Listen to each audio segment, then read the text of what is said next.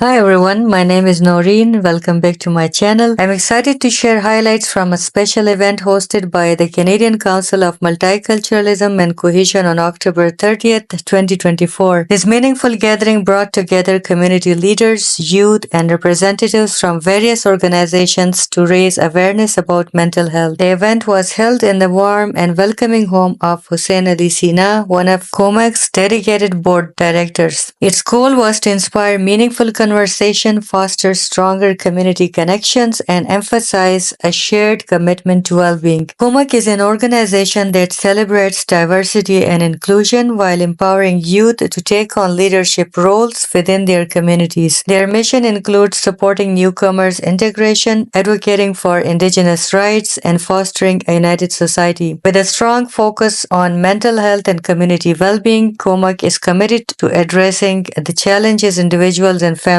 face. The event began with a powerful mental health session led by Savita Singh from First Step Together. This session shed light on the struggles surrounded by mental health within our communities and underscored the vital role of family and community support. Participants shared personal stories, exchanged ideas, and explored solutions to help break the stigma and build greater awareness around mental health. Following the session, participants gathered for a mindful dinner where conversations continued over delicious food and shared experiences. So let's dive into the engaging conversations around mental health. Our main goal of COMAC is also to work on mental health. And for today, our discussion will also be based off of mental health, the struggles that we all face, personal struggles, or even as a community as well. And what COMAC would do will be supporting communities in order to enhance wellness and well-being of our communities. We've got Savita. She will present to us and talk to us more about mental health.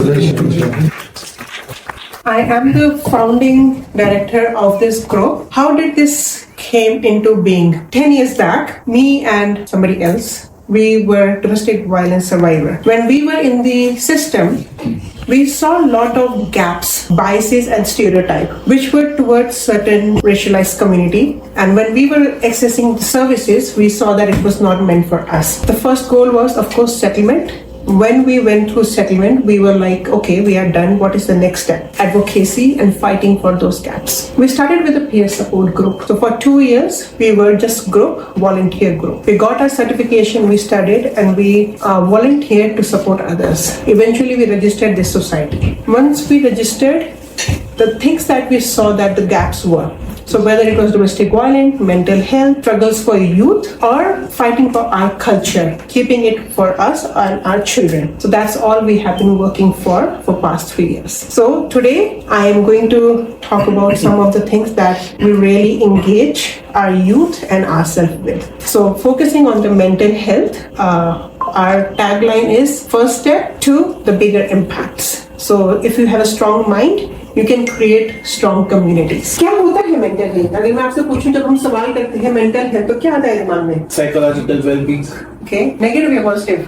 Positive. Physical health जब कहते हैं तो इसका मतलब कुछ problem है, इसको ठीक करो। बट मेंटल हेल्थ अवॉइडेंस में आता है, नेगेटिव कॉन्वर्सेशन में आता है, लोग पॉजिटिव मानते ही नहीं है उसको। पर हाँ, जब अगर हम उसको वेलनेस कहते हैं, मेडिटेशन कहते हैं, तभी वो पॉजिटिव में आता है। मेंटल हेल्थ स्ट्रेस लाइफ के लिए बहुत इंपॉर्टेंट है, क्योंकि उसके बेसिस पे ही डिसाइड होता है कि आपकी प्रोडक्टिविटी कितनी है। तो ये एक अवेयरनेस क्रिएट करना बहुत जरूरी है। आपकी कैपेसिटी कितना है, आप कितना परफॉर्म कर सकते हैं, वो आपकी मेंटल हेल्थ के बेसिस पे ही पता चलता है। अगर मैं आपसे ये पूछूं कि इंडिविजुअली मेंटल हेल्थ अगर इम्पैक्ट करता है आपको, तो कैसे कैसे करता है, चैलेंजेस के लेके चले हम, तो आप क्या बोलेंगे? Of course, environment that impacts your mental health both ways. It has pros and cons.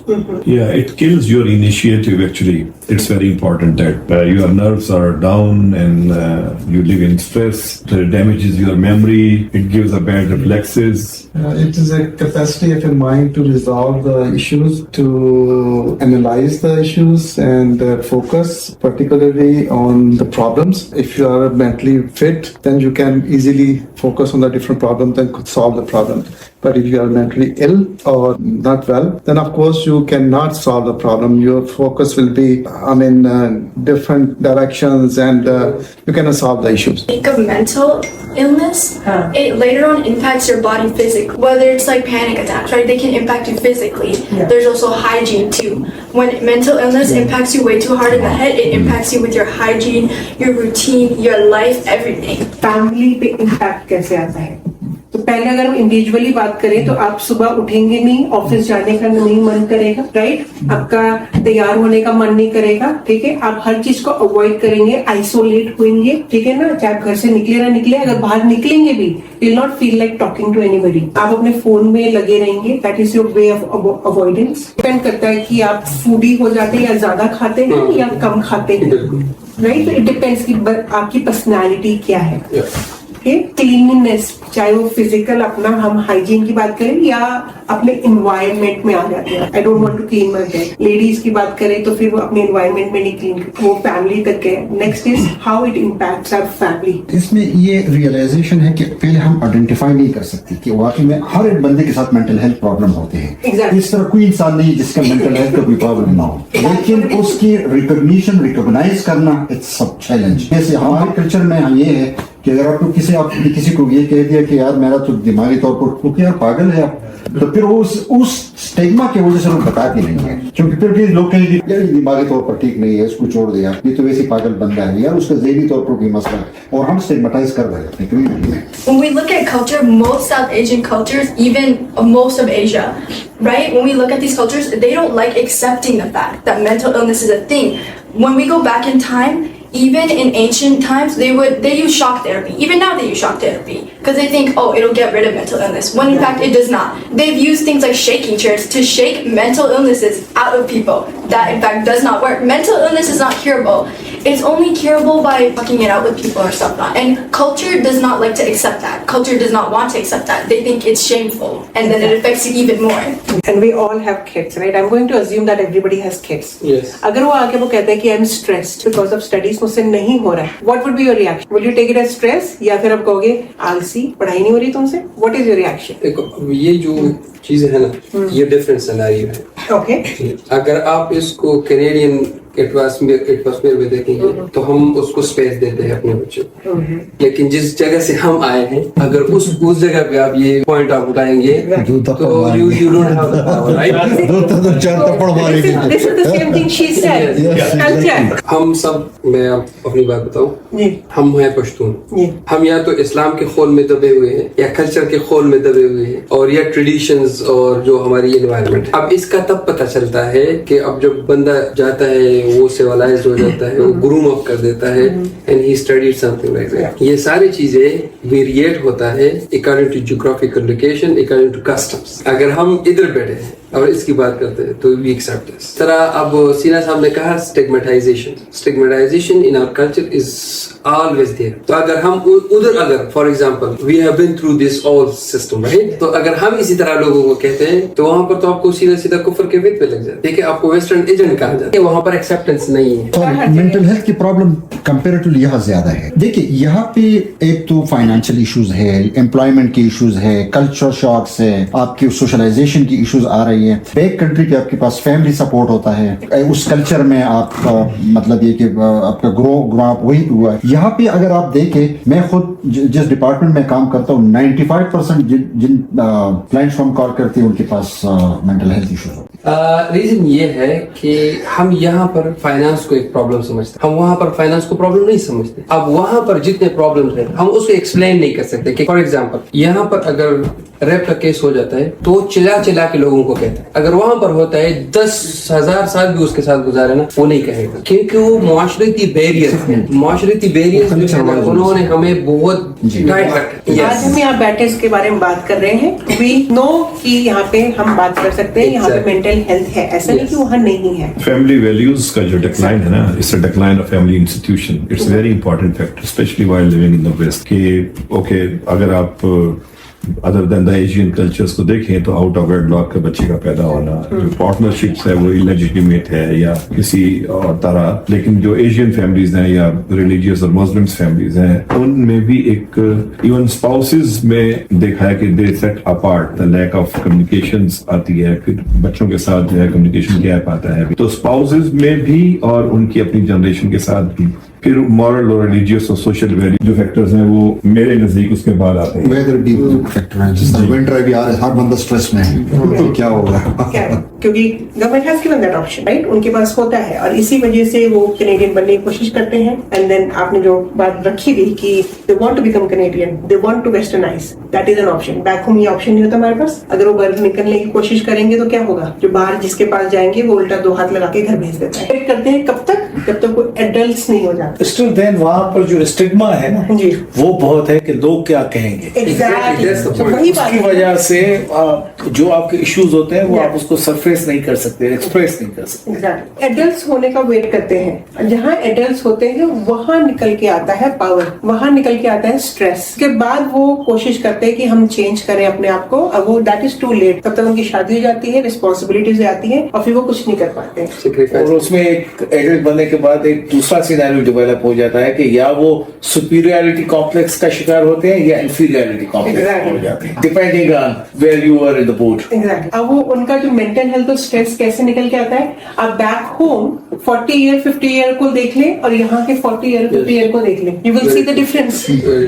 उनके फिजिकल डिफरेंस को देखें, यहाँ के देखें, right, that is the main difference. तो अवेयरनेस भी है, सब कुछ है, बट यहाँ पे जो हम लोगों को बेनिफिट्स मिल रहे हैं, अवेयरनेस मिल रही है, प्रिविलेजेस मिल रहे हैं, एक्नॉलेजमेंट मिल रहा है, तो हम लोग कोशिश कर रहे हैं आगे की जनरेशंस को समझाने की। अब उसके लिए आज हम यहाँ पे हैं। अच्छा, एक मॉरल स्ट्रक्चर जो है ना, it is very important. Yes. जो एक सोसाइटी का एक मेन, कहीं रिलीजियस है, कहीं सोशल वैल्यूज है, लेकिन एक मॉरलिटी जो है ना, हमारे बैक होम में या दूसरे मुल्कों में भी मॉरलिटी क्राइसिस मेन इशू है, जिसकी वजह से रिसोर्सेज की कमी नहीं होती, सपोर्ट भी बहुत होती है, अपॉर्चुनिटीज भी होती है, लेकिन एक मॉरलिटी क्राइसिस है। तो मैं ये समझता हूँ कि इवन इस सोसाइटी में भी जब इमिग्रेंट आकर रहते हैं तो एक मॉरलिटी क्राइसिस है।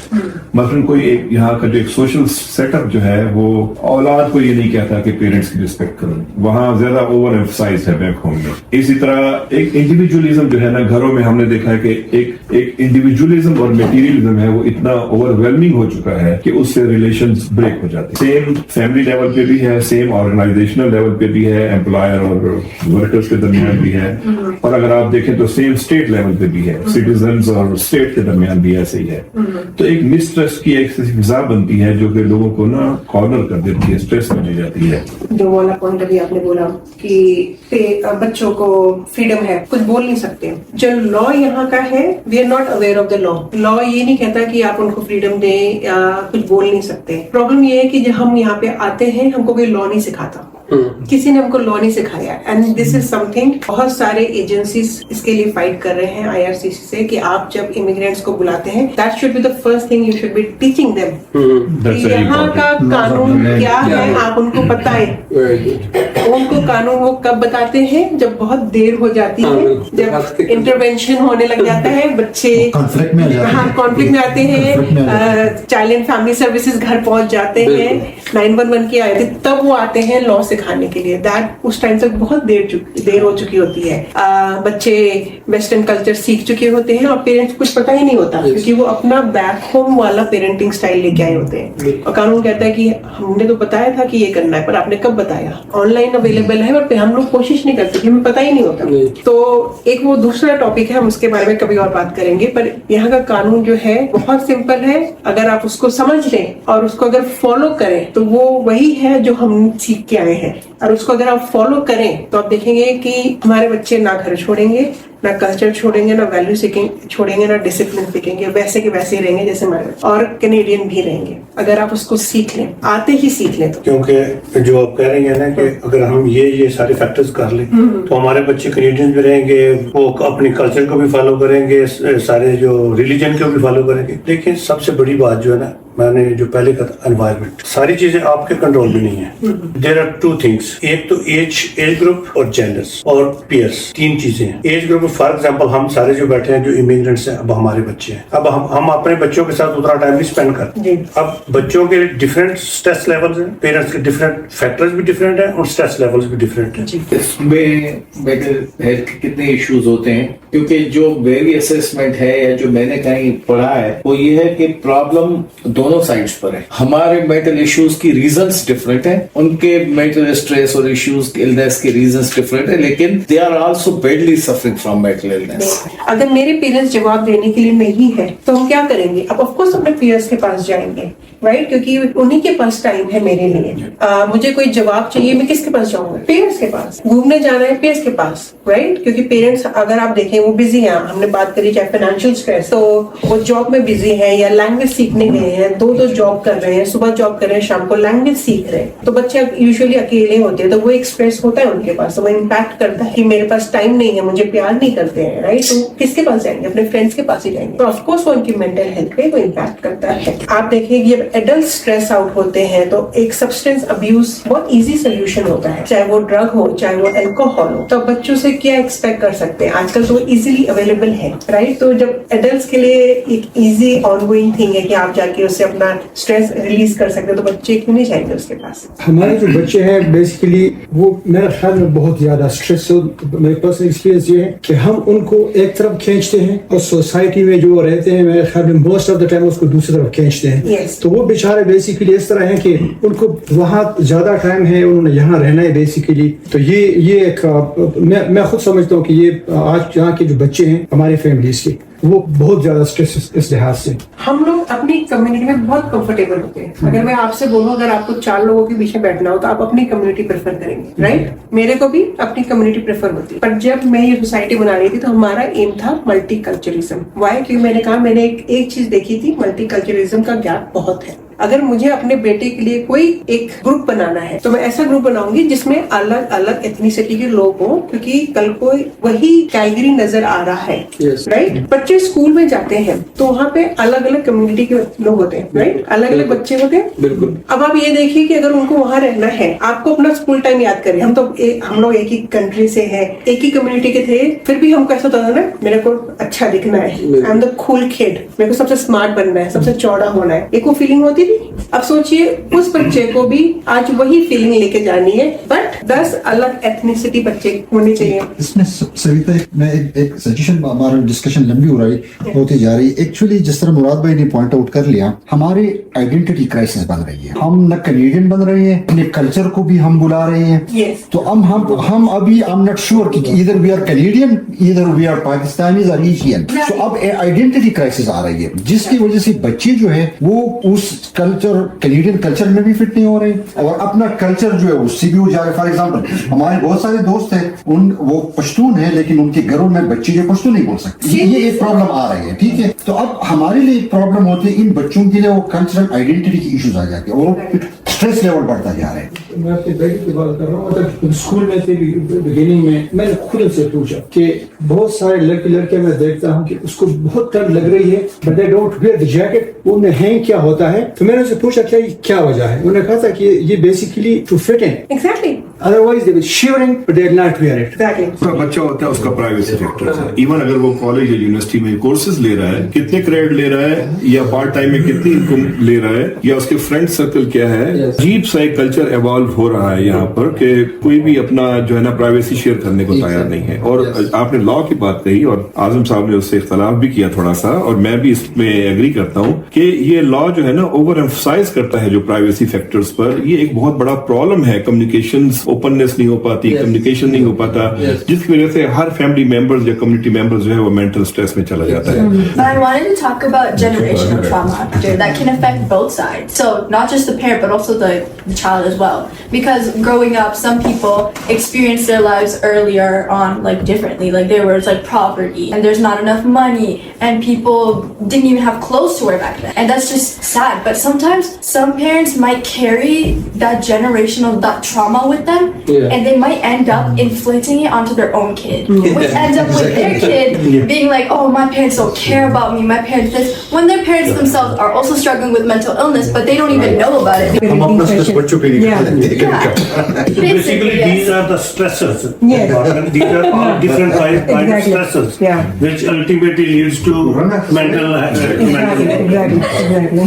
There was like also another factor I wanted to talk about, like as a student myself who's in grade 12 right now, going to high school, peer pressure and like just talking to your peers overall. Peer pressure is a huge thing. I cannot even lie to you. Every day you can walk into school. Trends are changing fast in this generation. Trends in the big 2024 trends are changing so fast. So being judged is like such a scary thing, especially at this age. Especially like you think, oh, what if this person is judging me? Or what if that person is judging me? Peer pressure is such a big thing, and it's not even just in teenagers. I've noticed it in young adults too.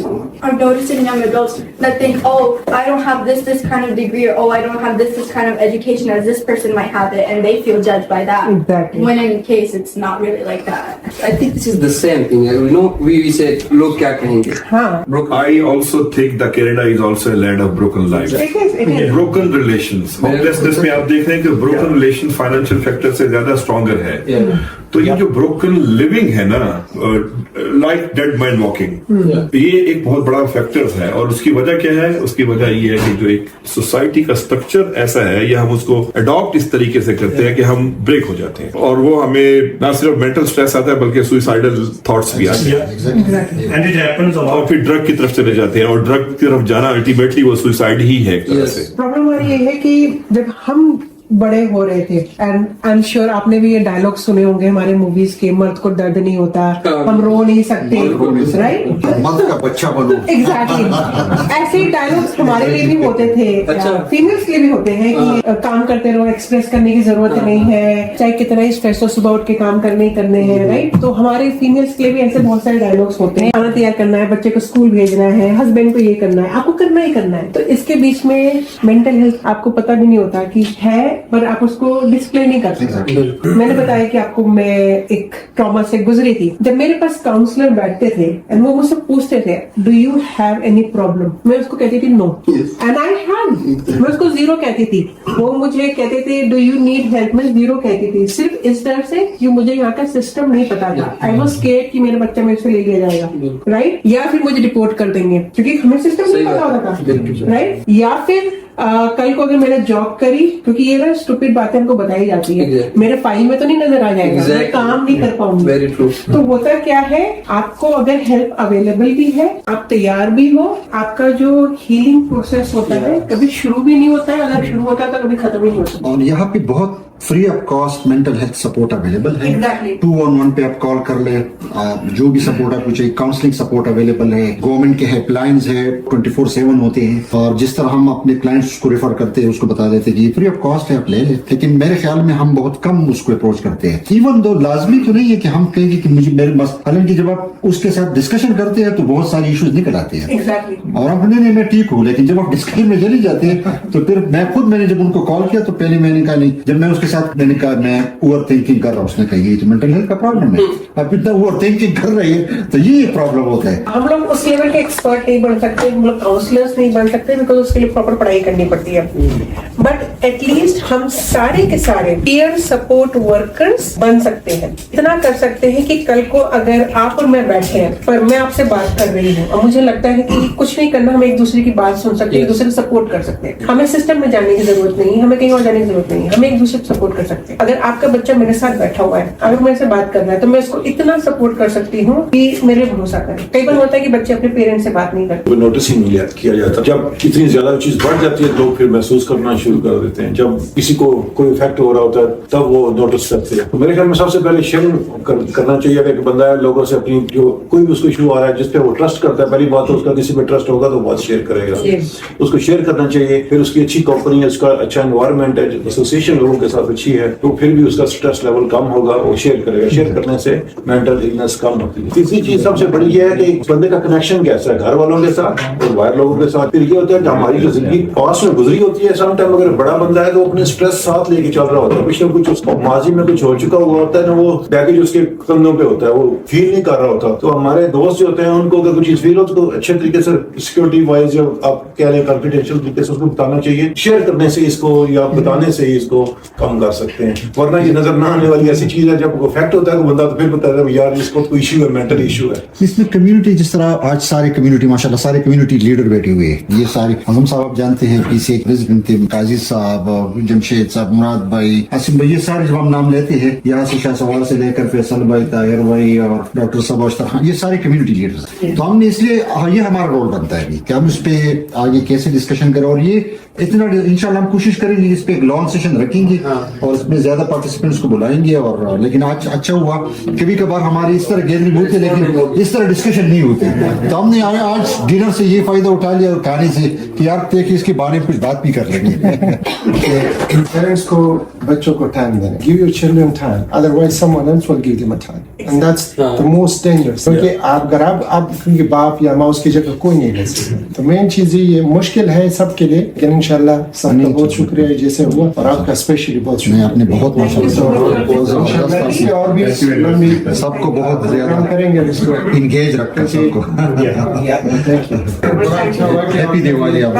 Realisation रेत सार सबके घरों में पहुंचा दिया आपने। Everybody will think. Thank